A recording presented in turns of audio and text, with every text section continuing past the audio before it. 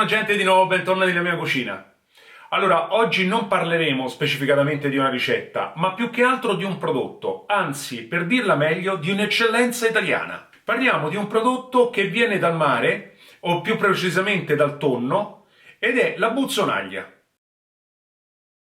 Oggi, come per tanti prodotti similari, è diventata una ricercatezza e viene utilizzata dai più famosi chef e gourmet per i loro piatti. La buzzonaglia è la parte della carne del tonno rimasta vicino all'isca centrale dopo la sfilettatura. Si presenta sfilacciata e scura perché irrorata di sangue. Questo le conferisce un sapore più intenso e deciso. Ed esso viene ricavato dal tonno di corsa. Ma che cos'è il tonno di corsa? È il tonno rosso che arriva nel Mediterraneo verso aprile per depositare le sue uova e staziona dalla Sardegna alla Sicilia per circa 60 giorni. Viene pescato in questo periodo perché la sua carne è più saporita e pregiata, mentre dopo la deposizione delle uova la consistenza della carne peggiora e perde qualità. In Italia esistono solo 2 tonnare autorizzate, a Carloforte in Sardegna e a Favignana in Sicilia.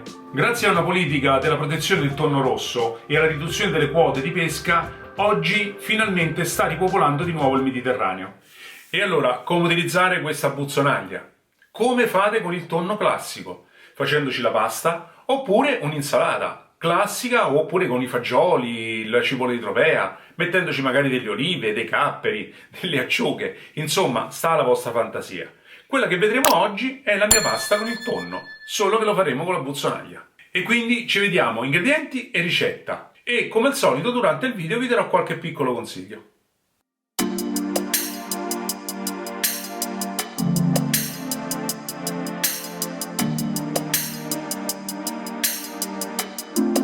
Aperta la scatola, la buzzonaglia si presenta un aspetto non proprio invitante.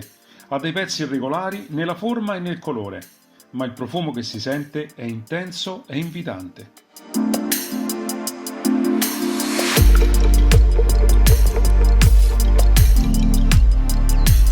Scaldiamo dell'olio in una padella con uno spicchio d'aglio e il peperoncino. Dopo qualche minuto aggiungiamo il pomodoro.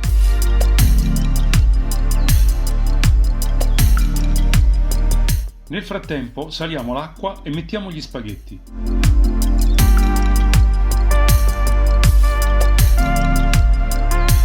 Togliamo l'aglio e mettiamo le olive e i capperi dissalati e continuiamo a cuocere per altri 5 minuti.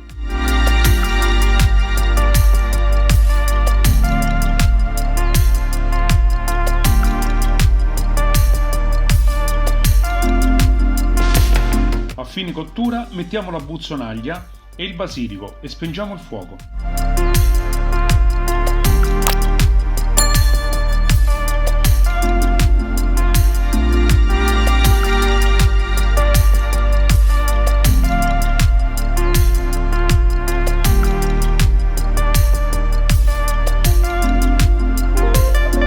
Mettiamo la pasta ben scolata e condiamola bene con il suo sugo.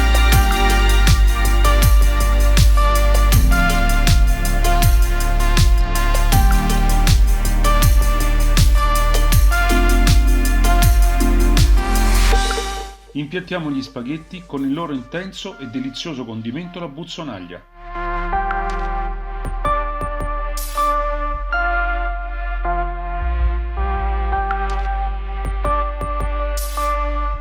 Buon appetito!